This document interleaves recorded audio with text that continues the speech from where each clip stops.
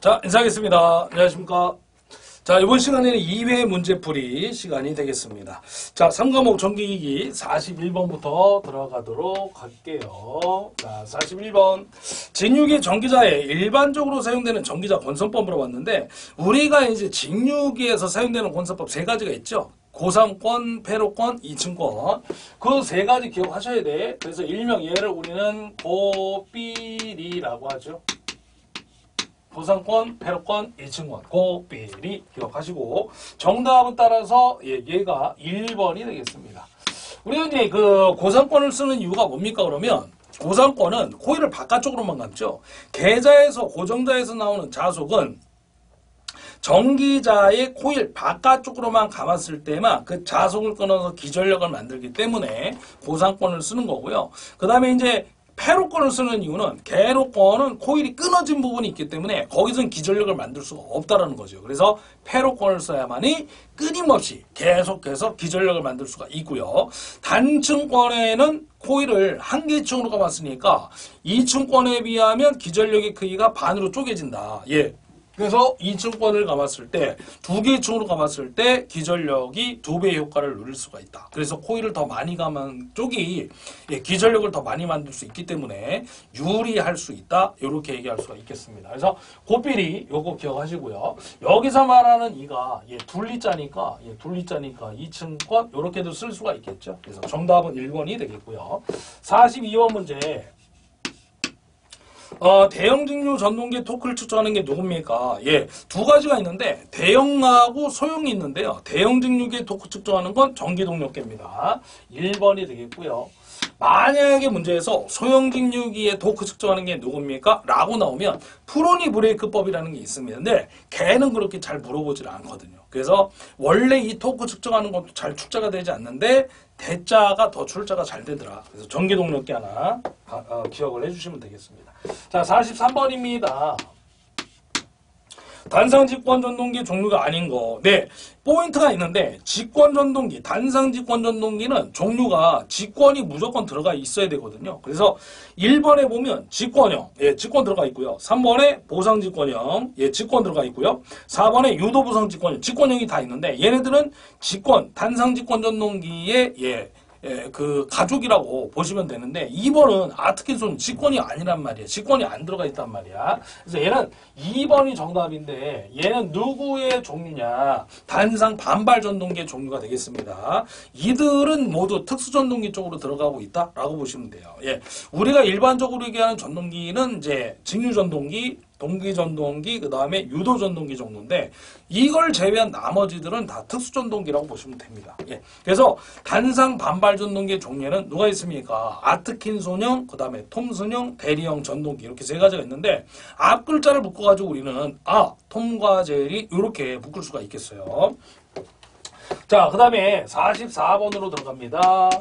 44번은 특수전동기에 대한 설명도 틀린 거 물어봤는데 얘는 문제가 조금 어렵습니다. 왜 그러냐면 1번부터 4번까지 전동기를 다 다르게 주고 특성을 물어보고 있다는 얘기죠. 근데 요거를 다 볼 필요는 없고요. 우리는 답을 좀 빨리 찾기 위해서 4번으로 갈 건데 4번으로 가는 이유는 4번이 답이기 때문인데 4번으로 가는 이유가 뭐냐. 선형유도 전동기를 갖다가 나왔어요. 근데 극수하고 비례라고 나왔는데 선형유도 전동기는 리니어 모터로서 직선 운동을 하는 전동기입니다. 그래서 극수하고 관련이 없어요. 원형 모터가 아닌 직선형의 모터이기 때문에 극수와는 전혀 관련이 없습니다. 그래서 정답은 몇 번에 있습니까? 4번에 있습니다. 자, 그 다음에 45번 들어갑니다. 삼상동기 발전기의 전기자 권선을 2종 성형결선, 성형이라는 거는 이제 Y결선을 얘기하는 거죠. 발전기 용량을 물어봤네요. 피상분으로 물어봤습니다. 그러면 2종 성형의 결선이 어떤 건지를 그림으로 좀 그려야 되는데 원래는 이제 일반적인 단중격 Y결선을 이렇게 Y결선 그리면 되는데 2종은 그렇게 되어 있지 않고요. 이렇게 더블로 들어가는 거예요. 발전기가 됐든 뭐 변압기가 됐든 이렇게 2종으로 코일이 이런 식으로 들어가는 거죠.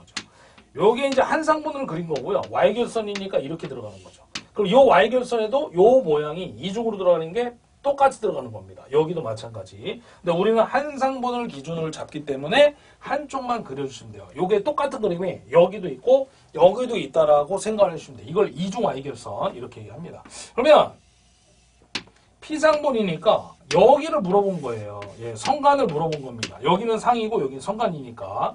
그러면 P상전력 공식은 예, 어떻게 구하는 겁니까? 3상이니까 루트 3 예, VI 이렇게 구하는 건데 요 V와 I를 잘 보셔야 돼. 그럼 여기서 만들어지는 지금 변압기입니까? 예, 발전기네요. 발전기니까 기전력이라고 한번 써봅시다. 예. 그럼 여기서 걸리는 전압은 얼마예요? 얘하고 얘가 병렬이니까 여기도 2가 걸리는데 단지 여기도 똑같이 걸릴 것 같지만 여기는 상이고 여기가 성간이기 때문에 여기에 걸리는 성간 전압은 V 값이라고 했을 때 V는 얼마 걸리냐면 루트 3에 이만큼 걸린다는 얘기죠. 상전압의 루트 3배니까. 예, 대라바류니까요. Y결선에서는 상전압보다 성간전압이 루트 3배 크니까요. 자, 전류를 볼 건데 여기 한 상에 흐르는 전류를 I, 또 여기 발전기에서 흐르는 전류를 I라고 할게요. 그러면 전체 전류는 몇 I가 흐르는 거야? 예, 2I가 흐르는 거예요. 그러면 이 상에 흐르는 전류가 그대로 선에도 2I가 흐르겠죠. 네. 그래서 요걸 갖다가 여기 V에다 루트 3 2를 넣으시고 I에다가 2I를 넣어주시면 됩니다. 자, 그럼 바꿔볼게요, 이제. 자, 루트 3배에다가 곱하기 성간전압 넣습니다. 루트 3에다가 2. 자, 선전류 넣을게요. 선전류 몇 I야? 2I. 예, 요렇게 구하는 거예요. 자, 그러면 루트 3이 2개니까 예, 3이 될 거고요. 3에다 2 곱하니까 6배. 6배에다가 2 곱하기 I. 요렇게 나오겠습니다. 요게 답이 되겠네요. 그래서 이게 P상분의 값이 되겠습니다. 발전기 용량. 자, 정답은 몇 번이 있습니까? 4번이 되겠네요. 예, 여기 나오겠습니다. 자, 넘어가서 46번을 한번 가보도록 할게요. 자, 46번 문제도 조금 어려울 수 있는데 일단 한번 읽어보고요. 전압비를 줬네요. 3300에 105V 1차의 누설 임피던스를 줬고요. Z1은 12 플러스 J에 13옴. 앞에 있는 12가 예, 실수를 얘기하는 거고 오른쪽에 있는 13이 J 옆에 허수를 얘기하는 건데 그 실수가 저항, 예, 허수가 리액턴스 분이 되겠습니다. 2차 누설 임피던스 Z2를 0.015 플러스 J에 0.013 옴의 변압기가 있고요. 1차로 환산한 등가 임피던스를 구하래요. 예, 그래서 우리가 2차를 1차로 환산해야 되는데 1차로 환산했을 때 임피던스를 Z1의 다시라고 한번 써보겠습니다. 그러면 공식이 어떻게 됩니까? 예, 소문자로 쓸게요. R 플러스 A제곱의 R2 플러스 J X1 플러스 A제곱의 X2 예, 이렇게 쓸 수가 있을 것 같아요. 만약에 크기를 구한다 그러면 루트를 씌워가지고 실수의 제곱 플러스 허수의 제곱인데 지금은 보기를 보시게 되면 크기를 물어본 게 아니라 복소수 형태로 줬기 때문에 보기가 예, 이런 식으로 표현을 해주셔야 되는 게 맞다고 보여지고요. 그러면 R1에다가 넣으시면 돼요. R1이 얼마냐면 12옴이니까 12 플러스 A제곱이 얼마입니까? A는 A, 건수비 A를 구해야 되는데 예, 전압비가 있고 건수비가 있어요. 그러면 거기 먼저 전압비를 줬으니까 예, V2분의 V1을 이용해서 건수비를 구해주시면 돼요. 그럼 얼마야? 예, 2차가 105, 1차가 3300인가요? 예. 그래서 요거를 누르면 얼마 나오냐면 31.43이 나와요. 예, 그래서 여기다가 31.43을 넣어주시고 제곱까지 채워주십니다. 곱하기 R2는 얼마입니까? 0.01을 넣어야죠. 예, 2차전 0.015 이렇게 했을 때 2차 값을 환산할 수가 있다. 이렇게 얘기하는 거거든요. 자, 플러스 J에다가 X1은 얼마입니까? 앞에 예, 0.015죠. 플러스 A제곱 31.43 제곱 곱하기 R2입니다. R2가 얼마냐면 X2를 넣어야죠. 0.013입니다. 예, 이렇게 해가지고 구해주시면 돼요. 근데 이제 여기서 한 가지 의문점은 뭐냐면 왜 2차 앞에는 건수비의 제곱, 2차 앞에는 건수비의 제곱이 들어갑니까? 이렇게 물어보신다 그러면 건수비라는 것은 이제 공식 중에 루트에다가 임피던스가 됐든 저항이 됐든 리액턴스가 됐든 Z2분의 Z1으로 들어갈 건데 또는 R2분의 R1, X2분의 X1으로 들어갈 건데 양변의 제곱을 취하면 예, A제곱은 제곱과 루트가 사라지면서 Z2분의 Z1으로 표현이 될 거고요. 이때 Z1이란 값은 A제곱에 Z2를 곱한 값과 같아지더란 얘기죠. 그래서 2차의 임피던스에다가 건수비의 제곱을 곱하면 1차 값과 예, 같아지더란 얘기입니다. 이걸 우리는 조금 어렵게 얘기하면 환산했다 이렇게 얘기하는 거거든요. 예, 그래서 같아진다. 그래서 굳이 2차에다가 건수배 제곱을 2차에다 건수배 제곱을 곱한 이유는 1차 값하고 같게 만들려고 예, 건수배 제곱을 곱했다. 이렇게 이해를 해 주시면 예, 되는 겁니다. 자, 그래서 이제 요거를 계산하시면 답이 나와요. 그래서 요 앞에 있는 값을 계산기에 누르면 얘가 얼마 나오냐면 26.82가 나오고요. 플러스 A. 요 오른쪽에 있는 값을 계산기를 누르시면 얼마 나오냐면 25.84가 나온답니다. 예. 단위는 ohm이 되겠죠. 임피던스니까요. 예. 그래서 정답이 몇 번이냐면 2번 정답이 되겠습니다. 예, 이렇게 푸는 겁니다. 자, 그 다음에 47번으로 가는데 47번은 여기서 해볼게요. 변압기 단락심에서 변압기 임피던스 전압 물어봤죠? 임피던스 전압이란 뭐예요? %Z라고 해가지고 V1N분의 V1S 곱하기 100 이렇게 표현이 되죠? 임피던스 강화할 공식이 4가지가 있지만 임피던스 전압이라는 것은 1차의 전격 전류에다가요 임피던스를 곱해주시면 임피던스 전압이 됩니다. 즉 1차 전격 전류와 임피던스의 만남은 전압 강화로 표현이 될 수가 있겠다라고 보시면 되겠죠. 그래서 그 표현을 한 게 3번에 있습니다. 1차 전격 전류, 1차 전류가 전격 전류에 도달했을 때 변압계 내 전압 강화다.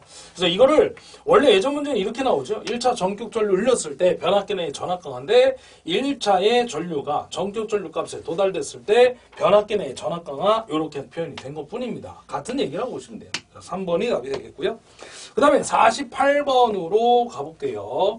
48번은 그 권선용 유도 전동기하고 직류기의 분권 전동기 유사한 점 2가지를 물어봤는데 우리 그 예전에 문제 풀 때 이런 걸 했었을 거예요.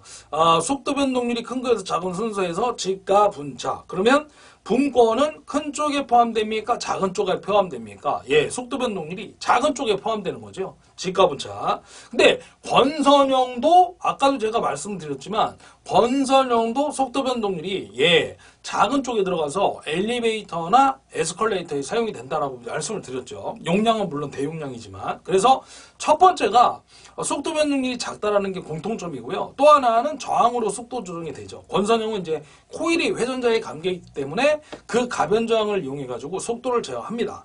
그리고 분권 전동기도 속도 제어법이 3가지가 있죠. 계좌 제어법, 그 다음에 전압 제어법, 저항 제어법. 그래서 저항으로 속도 조정이 되는 거예요. 그래서 정답이 몇 번이냐면 4번이 되겠습니다.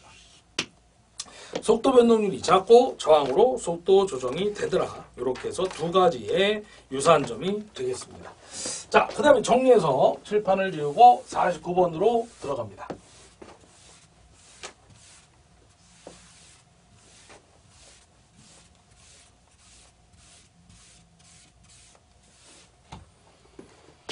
자, 49번은요. 변압기 1차 측이 Y결선이고요. 2차가 델타래요. 그때 1차와 2차 간의 위상차 물어봤죠. Y와 델타 간의 위상차는 몇 도냐? 30도입니다. 예. 근데 이렇게 기억하시면 돼요. 1차와 2차가 결선이 다르면 무조건 30도고요. 같으면 0도예요. 이게 제일 쉬운 방법입니다. 만약에 얘가 델타 Y가 돼도 30도고요. YY나 델타 델타는 0도가 되는 겁니다. 자, 그래서 정답은 2번이 되겠고요. 자, 50번으로 갑니다.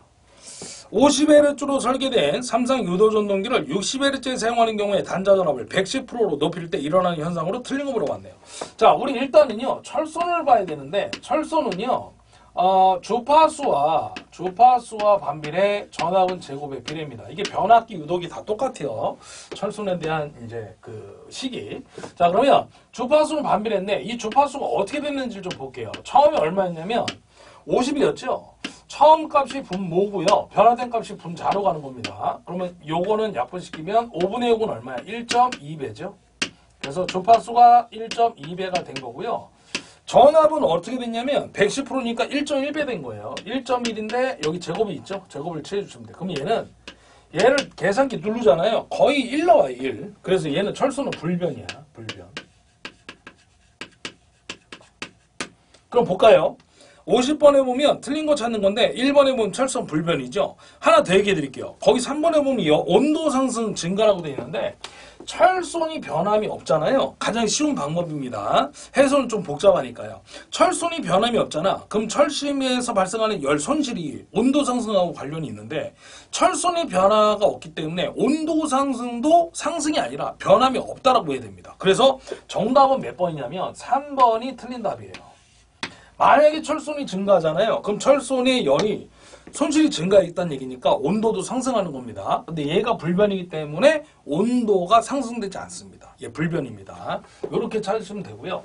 굳이 뭐 여자전류 뭐 4번 이거까지 한다 그러면 제가 여자전류 하나만 더 보여드릴게요. 여자전류를 I0로 가는데 요거를 공식을 X분의 V라고 써요. 그럼 여기서 말하는 X는 뭐야? 리액턴스거든요. 무슨 성? 유도성. 우린 다 코일이니까요. 그래서 오메가 L인데 XL은 오메가 L인데 오메가 L은 2파이 F L분의 V거든요. 그러면 주파수는 아까 몇 배라고 했냐면 1.2배고요. 예, 전압은 1.1배거든요. 예, 근데 얘는 제곱이 없습니다. 자, 그럼 요거를 누르면 얼마가 되냐면 얘가 0.9가 나오죠, 대략. 그러니까 얘는 어떻게 되는 거야? 감소가 된 거예요. 그래서 2번은 맞아요. 여자줄로 감소. 그래서 3번이 틀린 답이다. 이렇게 하나 두시고요. 자, 그다음 51번으로 갑니다. 유도전동기 토크 속도 곡선이 비례 주의한다는 것은 그 곡선이 무엇에 비례해서 이동하는 것을 말하는 것입니까? 2차 저항이 되겠죠. 그래서 정답 4번인데 요거 뭐냐면 아까 우리 비례 주의 얘기 잠깐 했거든요. 슬립과 2차 저항의 관계입니다. 그래서 2차 저항이 2배 증가하면 슬립도 2배 증가하면서 속도와 토크를 변화시킬 수가 있어요. 그걸 우리가 비례 주의 곡선이라고 얘기를 하는 거고요. 이때 하나 더 얘기한다 그러면 최대 토크는 변하지 않는다라는 얘기를 제가 아까 해드렸습니다. 예, 변하지 않는다는 얘기는 불변이다 라고도 얘기를 하는 거죠. 그래서 결국에는 이 2차 저항이 변함으로써 속도와 토크가 변하는 거죠. 그래서 2차 합선 저항이 답이 되겠습니다. 비례추이라고 하는 거죠. 자, 답 4번이었고요. 그 다음에 52번. 삼상 농형유도전동기 기동방법으로 틀린 거. 우리 삼상 농형유도전동기 기동법이 4가지 있다고 그랬죠. 직입기동, 전전압기동 같은 거고요. Y델타 기동, 그 다음에 기동보상기, 리액터 기동. 그러면 아닌 거 2번인데 2차 저항에 의한 기동은 누구 거예요? 게르게스, 권선형 유도전동기 기동법이죠. 권선형은 회전자의 코일에 감겨있기 때문에 저항이 존재한단 말이에요. 그래서 2차 저항 기동 방식이 들어가 있습니다. 근데 나머지는 다 농형 겁니다. 자, 2번 답이고요. 그 다음에 53번. 일반적인 전동기에 비하여 리니어 전동기의 장점이 아닌 거. 우리 리니어 전동기는 아까 제가 한번 언급을 해드렸는데 뭐였죠? 직선 운동을 한다고 그랬죠? 그쵸? 직선 운동.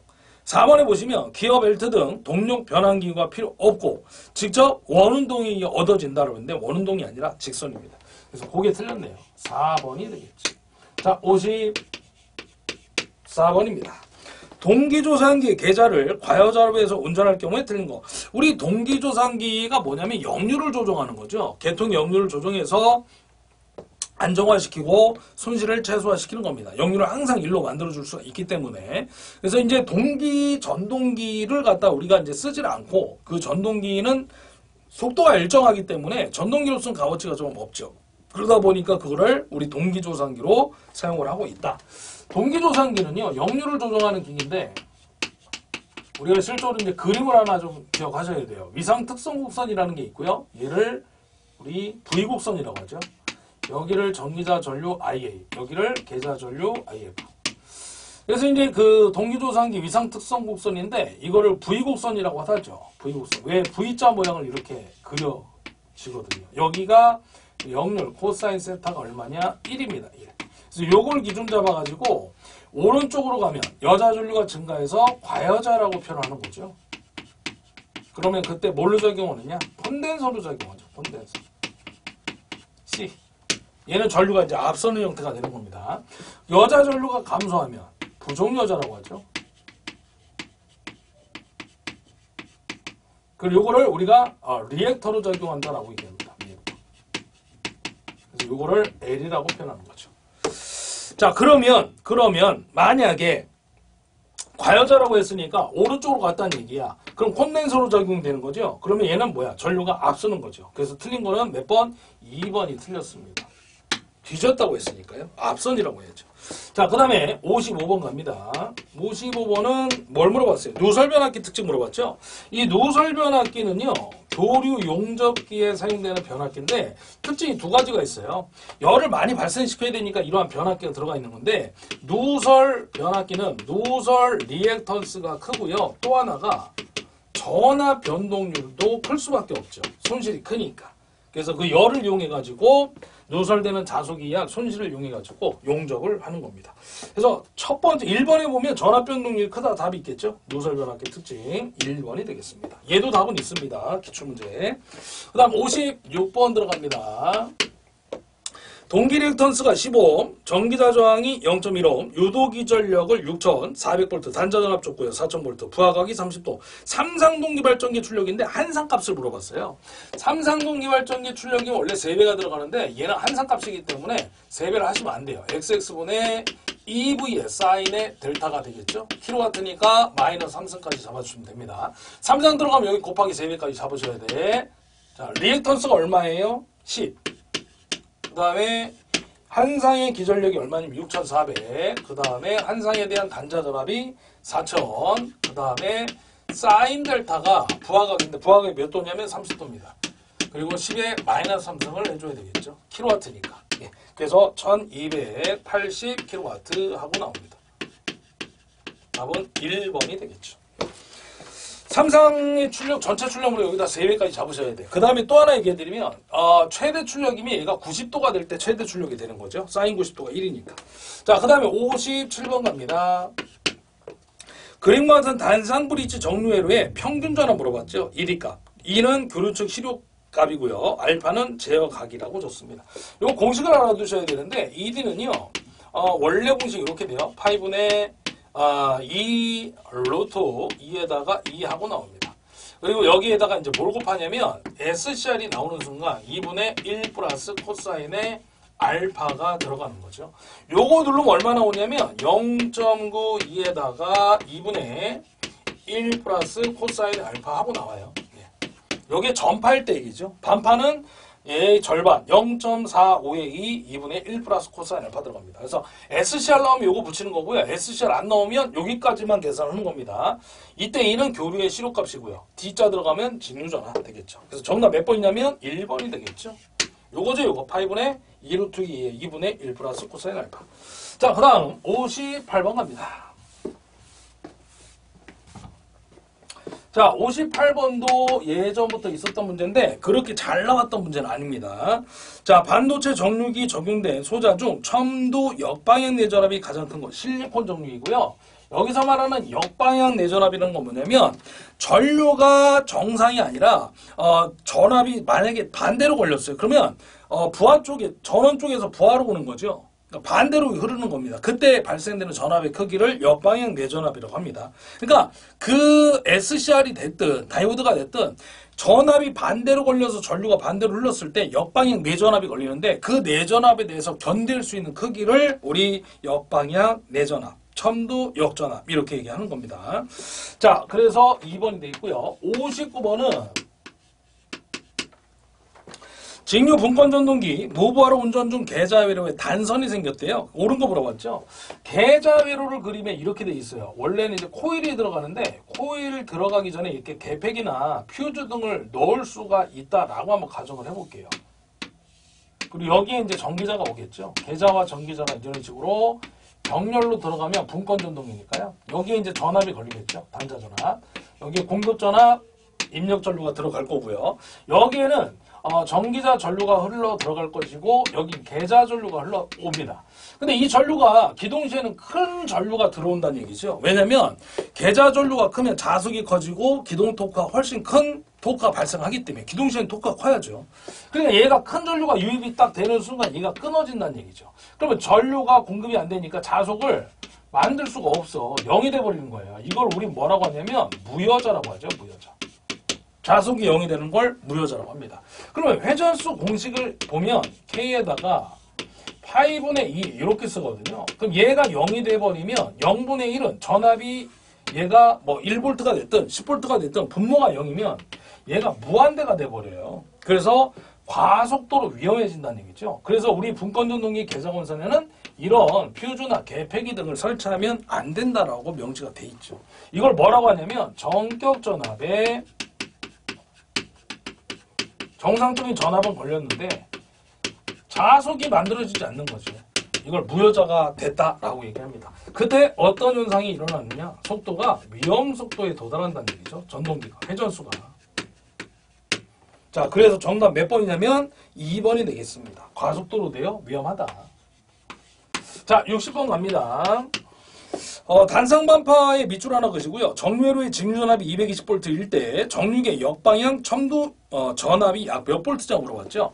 이 첨도역 전압이 아까 말씀드렸던 PIV예요. 바로 전류가 역으로 흘렀을 때 견딜 수 있는 전압의 크기가 되는 거죠. 58번에서 말씀드렸던. 단상 반파가 됐든 전파가 됐든 무조건 여러분들 이거 어떻게 하면 되냐면 첨도역 전압 나오잖아요. 3.14 곱하기 무조건 직류 전압만 곱하면 끝나요. 반파든 전파든 똑같이 계산합니다. 그래서 3.14에다가 ED가 얼마냐면 직류전압인데 220이죠. 그래서 요거 누르면 얼마 나옵니까? 691V 하고 나옵니다. 자, 정답은 1번이 되겠죠. 여기까지. 자, 여기까지 해가지고요. 우리 2회 문제풀이 마무리 짓고 다음 시간에는 3회 문제풀이 때 뵙도록 하겠습니다. 자, 인사하겠습니다. 수고하셨습니다.